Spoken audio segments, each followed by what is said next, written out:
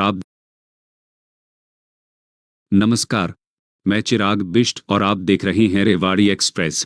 आज की खबर रेवाड़ी से है, जहां एक मामूली सा कॉलेज विवाद देखते ही देखते ऐसी खूनी जंग में बदल गया कि दो युवा छात्रों को अपनी जान गंवानी पड़ी। सोचिए, कॉलेज में शुरू हुआ विवाद, फिर दो गुटों के बीच तनाव, उसके बाद सड़क पर पीछा, कारों और बाइकों से घेराबंदी और फिर ऐसा हमला जिसने पूरे इलाके को दहला दिया। रेवाड़ी में शुक्रवार का दिन दो परिवारों के लिए कभी न भूल पाने वाला दिन बन गया। एक तरफ गांव माढ़िया के 22 वर्षीय जतिन की जान चली गई, वहीं दूसरी तरफ निगाड़ी आवास निवासी हिमेश की भी मौत हो गई। सबसे बड़ा सवाल यह है कि आखिर कॉलेज में शुरू हुआ यह विवाद इतना बड़ा और हिंसक कैसे बन गया? क्या यह हमला पहले से प्लान किया गया था? घटनास्थल पर गाड़ियों और बाइकों की नंबर प्लेट पर टेप लगी होने की बात भी सामने आई है। प्रत्यक्षदर्शियों के दावों के अनुसार हमलावर कारों और बाइकों पर आए थे और कुछ युवकों के हाथों में डंडे थे। एक प्रत्यक्षदर्शी ने फायरिंग होने का भी दावा किया है। हालांकि इन सभी दावों और घटना के वास्तविक कारणों की पुष्टि पुलिस जांच के बाद ही स्पष्ट होगी। इस मामले की गंभीरता को देखते हुए पुलिस ने 7 लोगों को नामजद करते हुए अन्य आरोपियों के खिलाफ हत्या सहित विभिन्न धाराओं में मामला दर्ज किया है। इतना ही नहीं, एसपी के निर्देश पर सदर थाना पुलिस के साथ साथ सीआईए रेवाड़ी, कोसली और धारूहेड़ा की टीमों को भी जांच और आरोपियों की गिरफ्तारी के लिए लगाया गया है।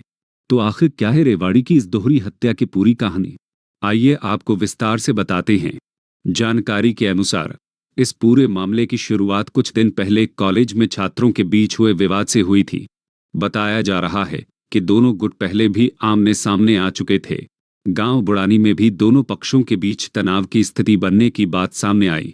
गुरुवार को कॉलेज में दोनों गुटों के बीच विवाद इतना बढ़ गया कि पुलिस को बुलाना पड़ा, लेकिन मामला यहीं शांत नहीं हुआ। शुक्रवार को यह विवाद खूनी संघर्ष में बदल गया। रेवाड़ी के गांव गोपीपुर से लेकर तुर्क्यावास और बुढ़ाना बस अड्डे के आसपास तक इस हिंसक घटनाक्रम के निशान दिखाई दिए। घटनास्थलों के आसपास क्षतिग्रस्त बाइकें, सड़क किनारे पड़ी चप्पलें और झाड़ियों में मिले डंडे उस हिंसक टकराव की कहानी बयां करते दिखाई दिए। बुढ़ाना निवासी यशपाल, जो जतिन और हिमेश के साथ बाइक पर मौजूद था, उसने दावा किया कि हमलावरों ने उन्हें कारों और बाइकों से घेर लिया था। यशपाल के अनुसार तीनों बाइक पर जा रहे थे, तभी हमलावरों ने उन्हें घेर लिया। उसने आरोप लगाया कि गोकलपुर मोड़ के पास उनकी बाइक को टक्कर मारी गई, जिससे बाइक सड़क पर फिसलकर बिजली के खंभे से जा टकराई।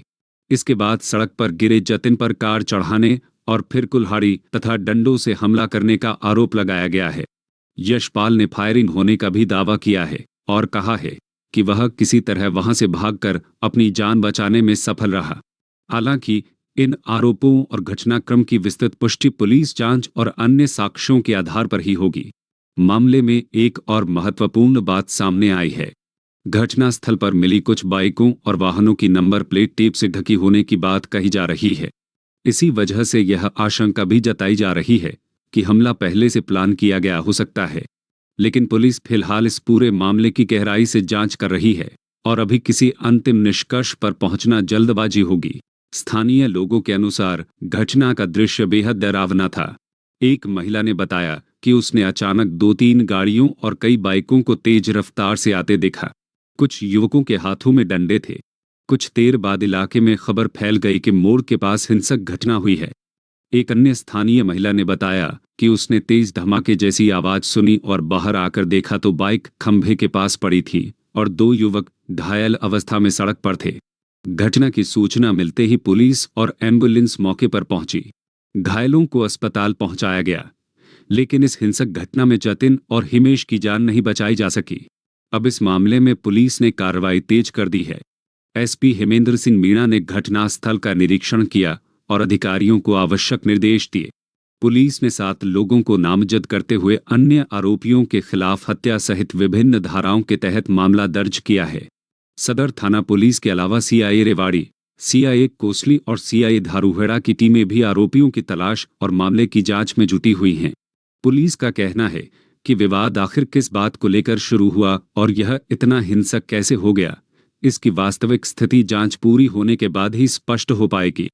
एसपी हेमेंद्र सिंह मीणा के अनुसार मामले की गंभीरता से जांच की जा रही है और किसी भी आरोपी को बख्शा नहीं जाएगा। तो इस पूरे मामले में अब सबसे बड़ा सवाल यही है कि कॉलेज का मामूली विवाद आखिर दो छात्रों की जान लेने तक कैसे पहुंच गया। क्या यह हमला वास्तव में पहले से प्लान किया गया था? क्या जांच में और आरोपियों के नाम सामने आएंगे? और आखिर वह कौन सा विवाद था जिसने दो युवा जिंदगियों को खत्म कर दिया? इन सभी सवालों के जवाब अब पुलिस जांच और आरोपियों की गिरफ्तारी के बाद ही सामने आएंगे। फिलहाल रेवाड़ी पुलिस की कई टीमें इस मामले की जांच में जुटी हुई हैं और जैसे जैसे जांच आगे बढ़ेगी इस मामले में और भी महत्वपूर्ण खुलासे हो सकते हैं। आप इस पूरे मामले को कैसे देखते हैं? अपनी राय हमें कमेंट बॉक्स में जरूर बताएं। अगर आपको रेवाड़ी और हरियाणा की ऐसी ही महत्वपूर्ण और ताज़ा खबरें पसंद आती हैं तो इस वीडियो को लाइक ज़रूर करें, अपने दोस्तों और परिवार के साथ शेयर करें और रेवाड़ी एक्सप्रेस चैनल को सब्सक्राइब करना बिल्कुल न भूलें। बेल आइकन भी दबा दें ताकि रेवाड़ी की हर बड़ी खबर सबसे पहले आप तक पहुंच सके। इसी के साथ आज का यह विशेष समाचार बुलेटिन यहीं समाप्त होता है। मैं चिराग बिष्ट आपसे विदा लेता हूं। देखते रहिए रेवाड़ी एक्सप्रेस। नमस्कार।